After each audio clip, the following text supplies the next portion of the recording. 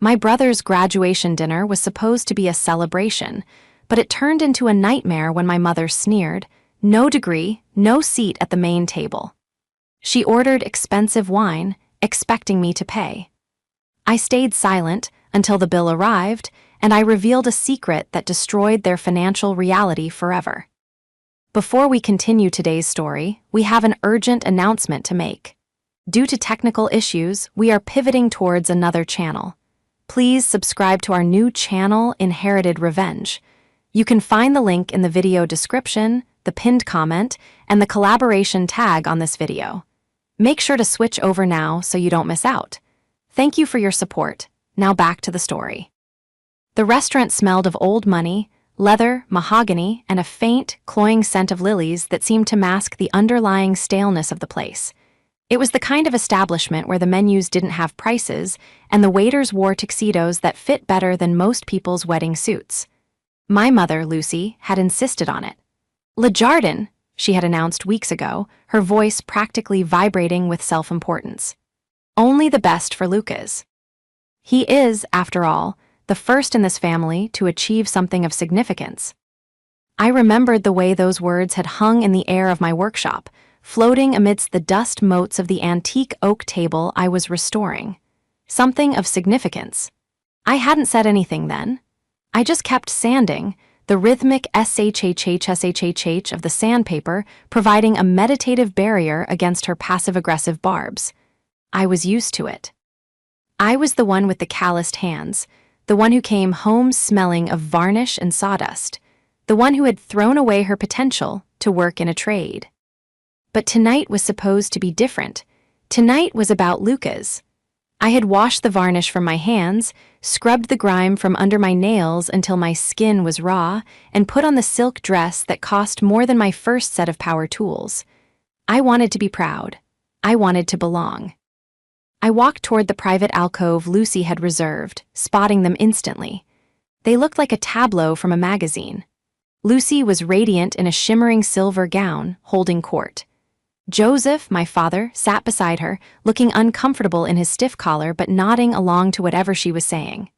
And Lucas, the man of the hour, the freshly minted Bachelor of Arts, sat at the head of the table, looking flushed and victorious.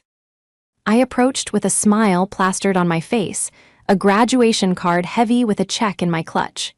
"Hey, everyone," I said, my voice sounding too loud in the hushed acoustic of the room. "Sorry I'm a few minutes late, the traffic coming from the workshop was." I stopped. I stood at the edge of the circular table. There were 4 people: Lucy, Joseph, Lucas, and Lucas's girlfriend, a quiet girl named Sarah who looked terrified. There were 4 chairs. I looked around, thinking perhaps the waiter had just pulled one away to let someone pass. But the spacing was deliberate. The table was set for 4. Crystal glasses, silver cutlery, perfectly folded napkins, 4 distinct settings. "Oh," I said, the smile faltering, feeling a cold prickle of sweat on my neck. "It looks like they missed a setting. Let me just flag down the waiter." I raised my hand, but Lucy's voice cut through the air like a diamond cutter on glass. "Don't bother Amelia." I lowered my hand, turning to look at her. She wasn't looking at me. She was inspecting her manicure, a look of bored indifference on her face that I knew hid a razor-sharp intent. "What do you mean?" "I mean," she said, finally lifting her eyes. They were cold, devoid of any warmth a mother should have. "We reserved the main table for the family, the achievers. This is a celebration of higher education, darling, a celebration of intellect."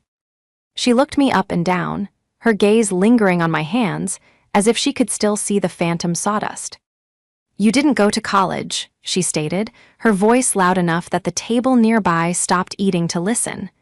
"You chose manual labor. You don't belong at the main table. It wouldn't be appropriate." The silence that followed was deafening. My heart hammered against my ribs like a trapped bird. I looked at Joseph. "Dad." Joseph coughed, suddenly finding the pattern on the tablecloth fascinating. "Now, Amelia, don't make a scene. Your mother just wants everything to be perfect for Lucas." I looked at Lucas, my little brother, the boy I had bought his first car for. Lucas. Lucas swirled his water glass, a smirk playing on his lips.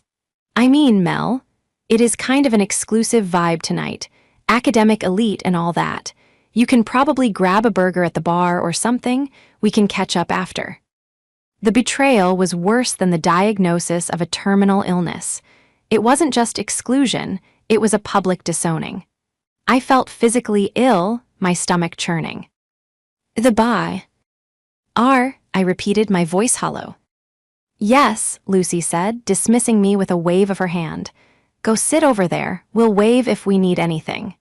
She turned sharply to the waiter who had just approached, her demeanor shifting instantly to sugary charm. Garçon, we are ready to order the wine. We'll start with the Chateau Margaux, the 2005 vintage. 2 bottles. I froze. I knew that wine. I knew the price list of this place, because I was the one who had sent Lucy the credit card authorization form to secure the reservation. And, Lucy added, flashing a smile at the waiter, bring the caviar service. The large one. The waiter hesitated, glancing at me standing awkwardly by the table. And for the lady. Oh, she's leaving, Lucy said. Or sitting at the bar, she's not with us. I stood there for a second, the humiliation burning my skin. I watched my mother, the woman who had never worked a day in her life, order thousands of dollars worth of wine. I watched my brother, who had barely scraped a C average, preen like a king. I didn't storm out, I didn't scream. I felt something inside me snap, not a break, but a release. A locking mechanism disengaging. Okay, I said softly. What? Lucy snapped. I said okay. I took a step back. Enjoy the wine. I walked to the bar, but I didn't order a burger. I ordered a sparkling water. I sat there 30 feet away and I watched them. I watched them laugh. I watched them toast. I watched them drink the wine that cost more than Joseph made in a month. I waited. 2 hours later, the bill came. I saw the waiter present the leather folder to Joseph. Joseph opened it, paled, and immediately slid it toward Lucy. Lucy opened it, scanned the total, and then, with the confidence of a queen, gestured toward the bar. Toward me. The waiter walked over to me. I swiveled my stool around. Ma'am, the waiter said, looking uncomfortable. The lady at the table, your mother, she indicated that you are handling the check. I looked at the waiter. Then I looked across the room. Lucy was watching me, a smug, expectant look on her face.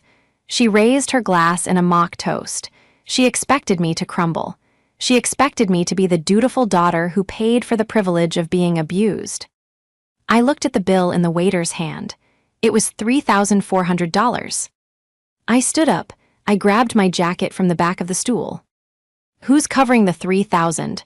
The waiter asked, sensing the tension. I looked him dead in the eye, my voice steady, loud enough to carry across the quiet room. Not the one who doesn't belong. And then I walked out the front door. The night air hit me like a physical blow, cold and sharp against my flushed skin. I didn't stop walking. I marched straight to my truck, my beautiful, reliable, heavy-duty pickup that Lucy called a monstrosity, and climbed inside. My hands were shaking so badly I dropped my keys twice before I could jam them into the ignition. As the engine roared to life, a guttural, powerful sound that usually brought me comfort, I felt the first sob claw its way up my throat. I swallowed it down. I refused to cry. Not here. Not in the parking lot of Le Jardin, where the valet was looking at me with a mixture of pity and confusion. I pulled out onto the highway, merging into the stream of traffic, the city lights blurring into streaks of neon. The silence in the cab was heavy, pressing in on me. I kept replaying the scene in my head. You don't belong at the main table. It wasn't just the words, it was the history behind them. It was 29 years of being the other child, the practical one, the sturdy one, the one who didn't need praise, just instructions. My phone, which I had tossed onto the passenger seat, lit up. Then it buzzed. Then it started ringing. Caller ID, Ma. I let it ring. It stopped, then immediately started again. Caller ID, LUCAS. I gritted my teeth. gripping the steering wheel until my knuckles turned white. I could imagine the scene inside the restaurant, the panic setting in, the waiter hovering. The realization that the credit card they assumed was on file, my credit card, was not going to be produced. I merged onto the exit for my apartment, my breathing ragged. I felt like I had been punched in the gut. The physical toll of the adrenaline dump was setting in, my limbs felt heavy, my head was pounding, and there was a sharp, stabbing pain behind my eyes. I pulled into my driveway and killed the engine. The silence returned, but the phone kept lighting up the dark cab like a strobe light. Text from Lucy, AMELA, where are you? The waiter is threatening to call the police. Come back this instant. Text from Lucas, Mel WTF. This isn't funny. Mom is freaking out. Pay the bill. Text from Joseph, Amelia, please be reasonable. Reasonable? I laughed, a harsh, dry sound in the darkness. They wanted reasonable. They wanted the Amelia who nodded and fixed things. The Amelia who paid the mortgage when Joseph forgot. The Amelia who covered Lucas's tuition when his scholarship fell through because his grades slipped. I picked up the phone. I didn't answer. I just stared at the messages piling up. They thought this was just a temper tantrum. They thought I had walked out to make a point and that I would turn around, come back, apologize for causing a scene, and hand over my platinum card. They thought this was a negotiation. But as I sat there, staring at the photo of my workshop on my phone's background, the business I built from nothing, the reputation I earned with sweat and blood, I realized something terrifying and exhilarating. They truly didn't understand the power dynamic.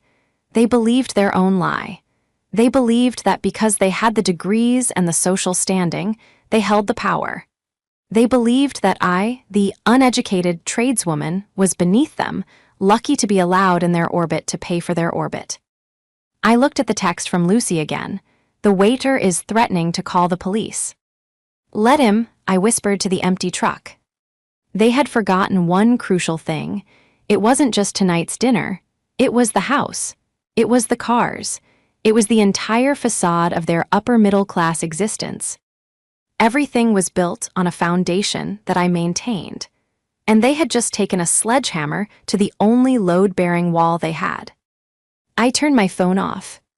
I didn't sleep that night. I sat in my living room, the darkness slowly giving way to the gray light of dawn, surrounded by the silence of my own home. My paid-for home.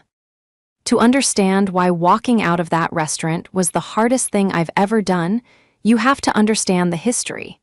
You have to understand the debt I felt I owed them, a debt Lucy had been calculating since the day I turned 18. I wasn't the daughter Lucy wanted. Lucy wanted a debutante. She wanted a daughter who played the cello, spoke French, and married a doctor. Instead, she got me. I was a tomboy who liked taking apart toasters to see how they worked. I was the kid who came home with dirt under her fingernails and scrapes on her knees. When I announced I wasn't going to university and instead was using my savings to buy a dilapidated van and start a furniture restoration business, Lucy practically held a funeral for my future. You'll be a servant, she had told me, her voice trembling with what I thought was concern but later realized was shame. You'll be cleaning up other people's garbage. But I was good at it. I had an eye for wood, a patience for detail that bordered on obsession. Amelia's restorations didn't stay a man in a van operation for long. By 24, I had a workshop. By 26, I had a waiting list of clients that included the city's museums and high-end antique dealers. The money followed, real money, not the allowance money Lucy grew up with, but liquid cash. And that's when the dynamic shifted, or rather, that's when the parasite attached itself. It started small. Joseph's hours were cut at the firm. Could I help with the electric bill? Of course. I was the dutiful daughter. Then it was the roof. Then it was Lucas's car insurance. Lucy never asked. She insinuated. She would sigh, looking at a bill, and say, "Oh, the stress is just killing your father. If only we had a little breathing room." And I, desperate for her approval, desperate for her to look at me with pride instead of disappointment, would write the check. I bought their affection. I knew it deep down, but I told myself it was what families did. Then there was Lucas, the golden boy. Lucas was everything I wasn't. Charming, academic, or so they claimed, and utterly helpless. He bounced from major to major philosophy, then art history, finally landing on general humanities. Lucy preened over him. My scholar, she called him.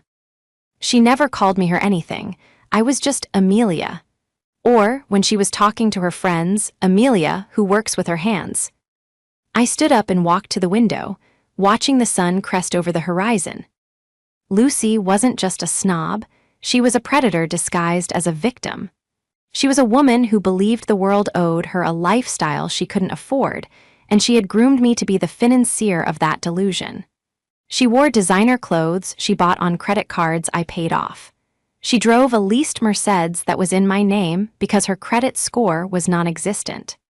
She was the primary antagonist of my life, not because she was evil in a cartoonish way, but because she knew exactly where my buttons were and she pressed them with surgical precision. She knew I craved validation, so she withheld it, dangling it just out of reach, purchasable for the price of a mortgage payment or a tuition fee. But last night she had overplayed her hand. She had become so comfortable with my submission, so assured of my desperate need to belong, that she thought she could humiliate me in public, and I would still pick up the tea.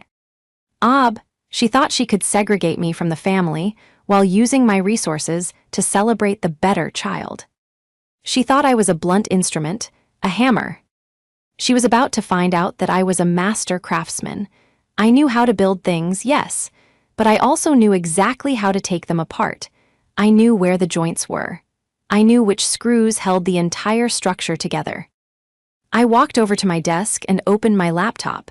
I didn't open my email. I didn't check my texts. I opened my online banking portal. The screen illuminated my face, casting a blue glow over the room. I looked at the list of accounts, the joint accounts, the supplementary cards, the direct debits. You want to be the main table, I whispered, my finger hovering over the mouse. You want to be the elite. I clicked on the first account, Joseph and Lucy, household expense account. I selected options. I moved the cursor to freeze account. I clicked. The morning after the dinner, the sun didn't just rise, it glared. I sat in my office at the back of the workshop, surrounded by the smell of sawdust and linseed oil, scents that usually grounded me, but today felt like the remnants of a life I was actively dismantling. My phone was still buzzing intermittently, a frantic heartbeat on the scratched oak desk. 37 missed calls, 14 voicemails, a string of texts that ranged from pleading to vitriolic. I ignored them all. Instead, I focused on the 3 computer monitors glowing in front of me. I wasn't just a carpenter. Running a business meant I was also an accountant, a project manager, and a logistics expert. I knew how to track a paper trail. And for the first time in my life, I was turning those skills on my own family. Okay, I muttered to the empty room, taking a sip of cold coffee. Let's see the damage. I had already frozen the joint account I shared with Joseph for household emergencies. That was the easy part. But as I dug deeper into my own credit report, a cold knot of dread began to tighten in my stomach. I pulled up my credit history. I expected to see my business loans, my truck payments, my mortgage, standard, healthy debt. What I saw made the blood drain from my face. There was a credit card opened 18 months ago, the Platinum Rewards card. Balance, $24,500. Status, past due. I hadn't opened that card. I clicked on the transaction history. It was a roadmap of Lucy's vanity. Sephora, $450. Nordstrom, $1,200. The Ritz-Carlton Spa, $800. Then I saw the transfers. $2,000 to Luca's Cash App, $1,500 to Luca's Venmo. I leaned back in my chair, the leather creaking loudly in the silence. Identity theft. My own mother had committed identity theft against me. She had used my social security number, which she obviously knew by heart, to fund a lifestyle she couldn't afford, all while mocking the very work that made my credit score distinct enough to exploit. But the real horror wasn't the credit card. It was the tuition payments. For 4 years, I had written a check every semester for $12,000 to cover the gap in Lucas's financial aid. I wrote them to Joseph, who insisted he handled the bursar's office directly to save me the paperwork. I pulled up the images of the cashed checks from my bank's archive. Pay to the order of Joseph and Lucy Miller.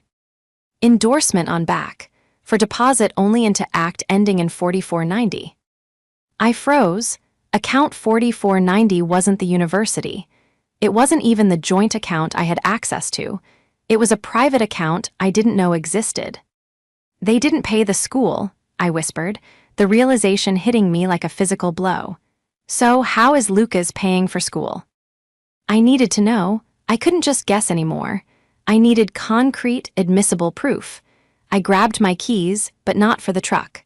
I walked over to the large, steel filing cabinet in the corner where I kept my old legal documents.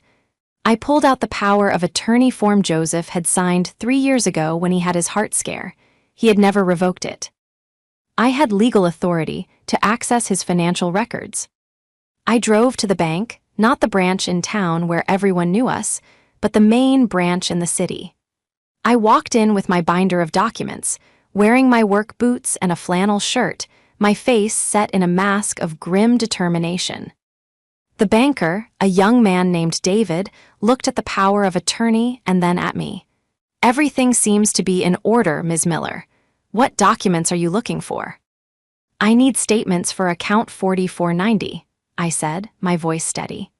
Going back 4 years, and I need to know if there are any student loans associated with Joseph Miller or Lucas Miller that are co-signed by this account. David typed for a moment, his brow furrowing. I can print the statements. As for the loans, yes, there are 4 Parent Plus loans attached to Joseph's profile, totaling $120,000. My knees nearly buckled. I had given them nearly $100,000 in C. Hex for tuition. They had pocketed my money and taken out loans in Joseph's name anyway. They were drowning in debt, stealing from me, and ruining their own future, all to maintain an illusion. Print it, I said. Print everything. I was back at the workshop by noon, the stack of bank statements sitting on my desk like a loaded weapon. I was highlighting a transaction, Vegas trip, $4,000, paid for with money that was supposed to be for Lucas's textbooks, when I heard the tires crunch on the gravel outside. I didn't look up. I knew who it was. The aggressive slam of a car door was a dead giveaway. The workshop door flew open, banging against the wall. Amelia. Lucy's voice was a shriek. She marched in, followed closely by a pale-looking Joseph and a sullen Lucas. Lucy was wearing oversized sunglasses and a trench coat, looking like a celebrity dodging paparazzi, but the tension in her jaw ruined the effect. You ungrateful, spiteful little, she started, marching toward my desk. Do you have any idea what you did last night? The humiliation. The waiter threatened to call the police on us, on the Millers. I kept highlighting. Chanel boutique, $2,800. We had to call your Uncle Jerry to bail us out, Lucas added, leaning against a workbench and looking at his phone. It was super embarrassing, Mel. Seriously, you owe Jerry $3,000. I don't owe anyone anything, I said, finally looking up. I didn't stand. I stayed seated, the heavy oak desk acting as a fortress between us. And get off the workbench, Lucas. That's a 300-year-old walnut slab. It's worth more than your education. Don't you dare speak to your brother like that. Lucy slammed her hand on my desk. Unfreeze the accounts, Amelia, right now. The mortgage is due on Tuesday, and my card was declined at the gas station this morning. Do you know how that looks? Do you? It looks like you're broke, I said calmly. We are not broke, Lucy hissed. We are illiquid because you are throwing a tantrum. Now fix this. Apologize to your brother for ruining his night, transfer the funds, and we will discuss your punishment later." "Punishment?" I laughed. It was a cold, sharp sound. "You think you're in a position to punish me?" I picked up the first sheet of paper from the stack. The credit card statement for the card she opened in my name. "Who opened the platinum Visa in my name? Lucy." The color drained from her face instantly. She froze, her hand still on the desk. I don't know what you're talking about. Whatever that is, it's a mistake." "It has your signature on the application," I said, holding up the photocopy the bank had faxed me. "And the billing address is your house. That's fraud, Mother. Federal fraud, identity theft, punishable by up to 15 years in prison." Joseph made a small, choking sound. "Amelia, now, let's not use words like prison." "Then let's use words like theft," I said, turning my gaze to him. I slammed the stack of bank statements down. "I gave you $96,000 over 4 years for Lucas's tuition. Where is it, Dad?" Joseph looked at his shoes. He looked at Lucy. He looked at the exit. There were expenses, the house, maintaining our standing. It's expensive, Amelia. You don't understand the pressure. I understand that you took my money, spent it on designer clothes and vacations, and took out 6 figures of loans in your own name to cover the school, I said. I understand that you are financially destitute and you've been using me as a piggy bank. It was for the family, Lucy screamed, abandoning the denial. We needed to maintain appearances. For Lucas, for his future, you have plenty of money. You grub around in the dirt and make thousands. Why shouldn't you share it? It's the least you could do after. After what? I stood up then. After I didn't go to the college you wanted. After I embarrassed you by working for a living. Yes, she spat. You owe us, we raised you, we gave you everything. You gave me a complex and a bill, I said, and I'm done paying it. If you don't unlock those accounts, Lucy threatened, her voice dropping to a venomous whisper, you are no longer my daughter.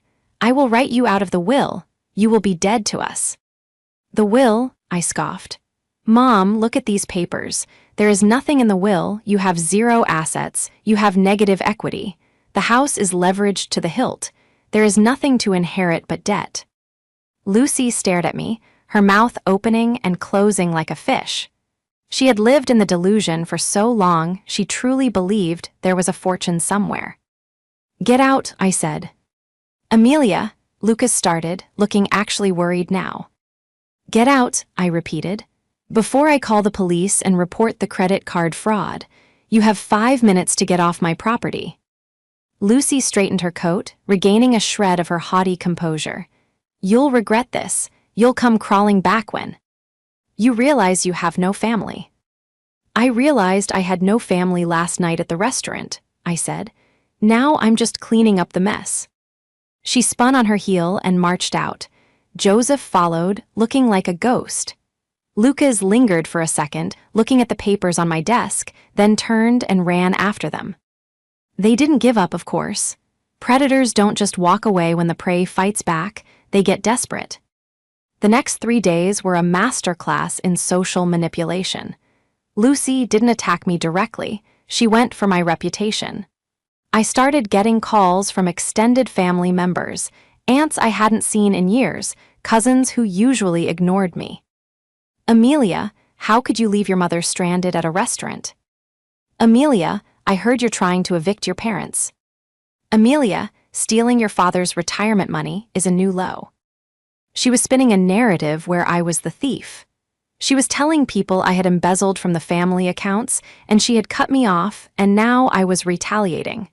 It was insane, but to people who didn't know better, it was plausible.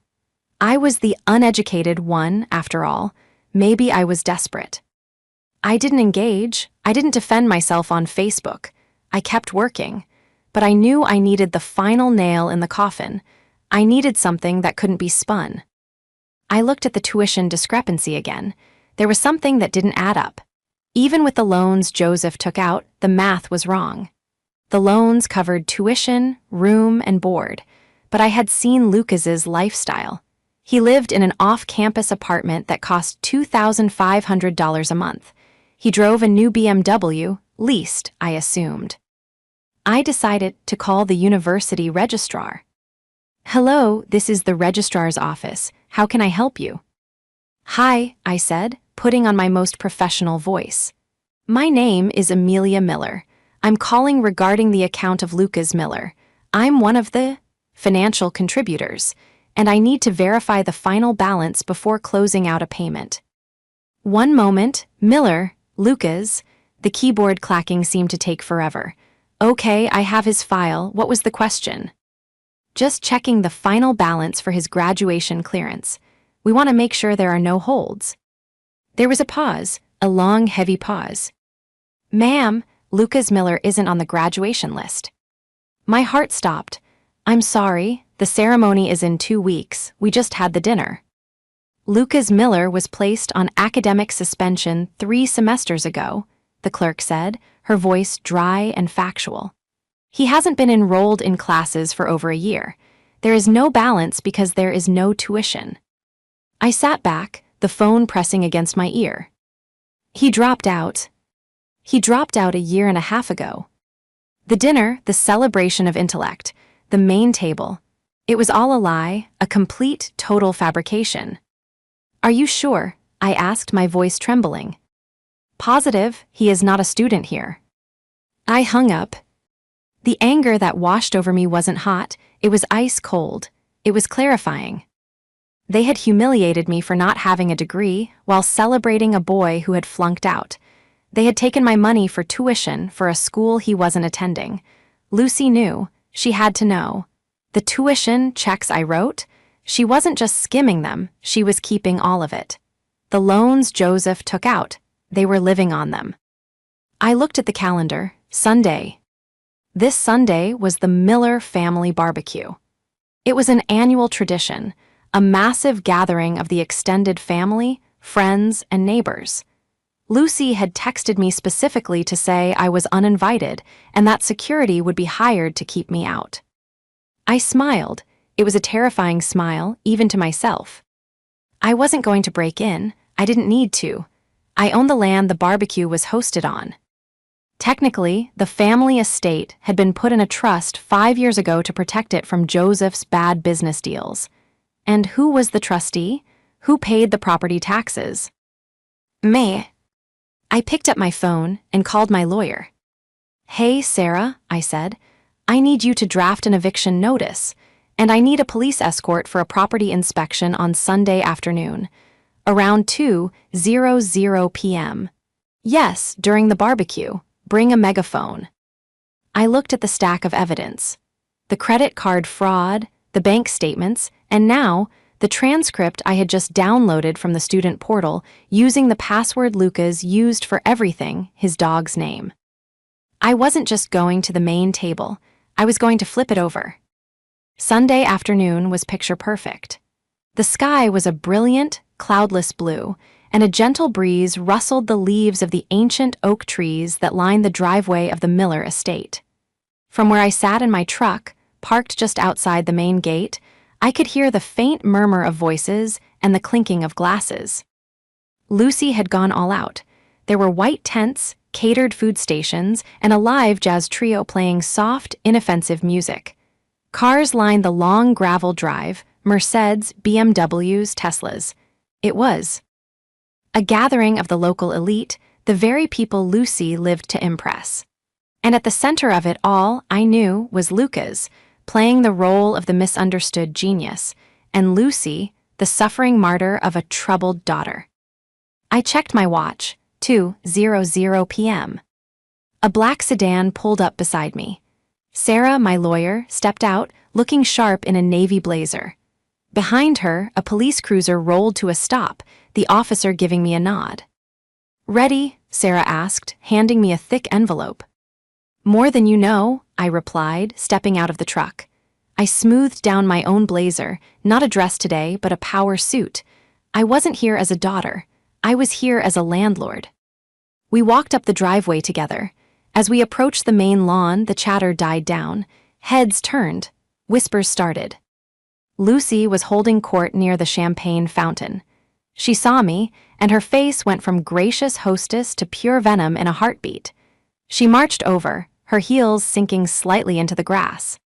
"I told you not to come," she hissed, loud enough for the nearby guests to hear. "This is a private event. Security." Two burly men in black t-shirts started to move toward me. "Officer," I said calmly, nodding to the policeman behind me. The officer stepped forward, hand resting on his belt. "Ma'am, step back. This is a civil matter, but I am here to ensure the peace is kept while Ms. Miller conducts her business." Lucy faltered. "Business? What business? This is my home." "Actually," Sarah interjected, her voice projecting clearly, "it's the property of the Miller Family Trust. And as of this morning, the sole trustee, Amelia Miller, is exercising her right to inspect the premises for lease violations." A hush fell over the crowd. The jazz band stopped playing. "Lease violations?" Lucy laughed, a high, nervous sound. "Don't be ridiculous. Amelia, leave now." I walked past her, straight to the microphone stand the band had been using. I tapped it once. Thump, thump. "Hello, everyone," I said. My voice echoed across the lawn. "I apologize for interrupting the party. But since we're all here celebrating Lucas's graduation and my mother's impeccable taste, I thought we should clear up a few misconceptions." "Cut the mic," Lucy screamed, lunging for the cord. The officer blocked her path. 7 days ago," I continued, holding up the envelope, "I was told I didn't belong at the main table because I didn't go to college. I was told that my money earned from manual labor, was good enough to pay for your dinner, but my presence wasn't." I looked at the crowd. I saw shock. I saw curiosity. "So let's talk about where that money went." I pulled out the first document. "This is a credit card statement. A platinum visa opened in my name without my consent by my mother, Lucy Miller. $24,000 in charges, spas, designer clothes, this party." Gasps rippled through the crowd. Lucy's face was white. "And let's talk about the guest of honor," I said, turning to look at Lucas, who was shrinking back near the dessert table. "Lucas, come here." He didn't move. "This," I held up the transcript, "is an official record from the university. It shows that Lucas Miller has not been enrolled in classes for 3 semesters. He was academically suspended a year and a half ago." The silence was absolute. You could hear a pin drop in the grass. "He didn't graduate," I said, my voice hard. "He dropped out, and for the last 18 months, the tuition checks I've been writing, the loans my father took out, they've been funding his apartment and his car. It was all a lie, a $100,000 lie." Joseph, who had been standing near the bar, looked like he was going to faint. He stared at Lucy. "Lucy, is this true?" Lucy was trembling, tears streaming down her face, not of remorse but of rage. "You ungrateful! How dare you, after everything we did for you?" "You stole from me," I said. "You committed fraud. You lied to your friends, your family, everyone here. You don't have a degree to celebrate, Mom. You have a felony." I turned back to the crowd. "So, enjoy the champagne. It was bought with stolen money, but this party is over, and so is my bankrolling of this charade." I looked at Lucy one last time. "You wanted me at the kids' table? Fine, I'm taking the table with me." I nodded to Sarah, who handed Lucy the eviction notice. "You have 30 days to vacate the premises," Sarah said. "The trust is selling the property to cover the outstanding debts." Lucy collapsed onto the grass, sobbing dramatically. Lucas looked at the ground, unable to meet anyone's eye. Joseph just stood there, a broken man realizing the extent of his own blindness. I didn't stay to watch the fallout. I turned and walked back down the driveway, the sound of my heels on the pavement the only music I needed. The fallout was swift and brutal. The police report I filed for identity theft was the catalyst. Once the fraud investigation started, the dominoes fell. It turned out I wasn't the only victim. Lucy had opened cards in Joseph's name too. She was facing multiple counts of fraud. Lucas tried to reach out a week later. He sent a long, rambling text about how pressure made him lie, how he was scared to tell me the truth. I didn't reply. I blocked his number. He ended up moving in with a friend, working at a retail store to pay off his own debts. The BMW was repossessed. Joseph was the hardest part. He didn't know the extent of it, but his willful ignorance was just as damaging. He moved into a small apartment downtown. We talk occasionally, but the relationship is forever altered. He's a man who let his wife cannibalize his children, and that's a hard thing to forgive. As for Lucy, she avoided prison time by pleading guilty and agreeing to restitution, but her social standing was obliterated. The main table crowd she so desperately wanted to be part of dropped her the moment the scandal broke. She lives in a small rental now, bitter and alone, still blaming me for ruining her life. And me. I'm sitting in my workshop.